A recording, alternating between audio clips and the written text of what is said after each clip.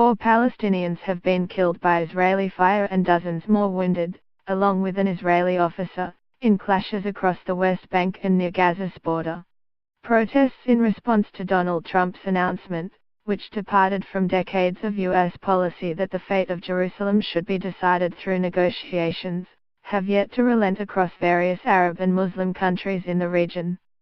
Following Friday prayers, Palestinians in the West Bank and along the Gaza border set fire to tires and threw rocks at Israeli troops who responded with tear gas and live fire. Gaza Health Ministry spokesman Ashraf al-Qadra said 2 Palestinians were killed from gunshots to the head. He identified one of the men as Ibrahim Abu Thraya, 29, a disabled man who had both legs amputated. He had taken part in several border skirmishes recently. Images on social media show him carrying a Palestinian flag.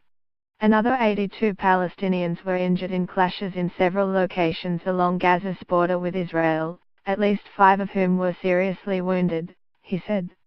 Another Palestinian died later from wounds sustained in clashes near Jerusalem, the health ministry said. Friday's deaths put to 8 the number of Palestinians killed since Mr. Trump's declaration on December the 6th. Israel's military said thousands of Palestinian rioters rolled burning tires and hurled firebombs and rocks at security forces, who responded with tear gas and also fired selectively toward main instigators. Palestinians have been clashing with Israeli troops across the West Bank and along the Gaza border since Mr. Trump recognized Jerusalem as Israel's capital last week. The Islamic militant group Hamas that rules Gaza has called for a new armed uprising against Israel in response to Mr. Trump's declaration. East Jerusalem is home to sensitive Jewish, Muslim and Christian holy sites, and the fate of the territory is an emotionally charged issue at the heart of the conflict. The Palestinians seek East Jerusalem, captured by Israel in the 1967 Mideast War from Jordan, as the capital of their hoped-for state. Israel says the entire city, including East Jerusalem, is its eternal capital. Palestinians were infuriated by Mr. Trump's announcement because they saw it as siding with Israel on the most sensitive issue in the conflict.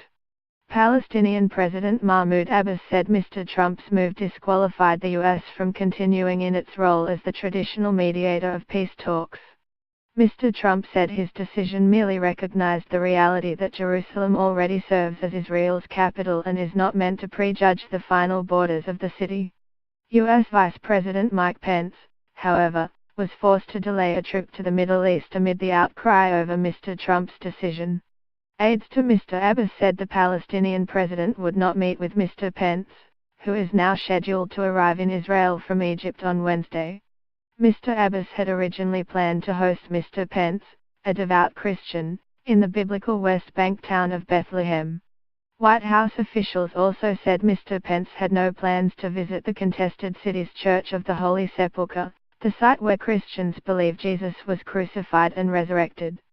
Meanwhile, on Friday, near the West Bank city of Ramallah, one Palestinian was shot and killed after he attacked an officer with a knife, stabbing him twice and wounding him moderately, Israeli police said.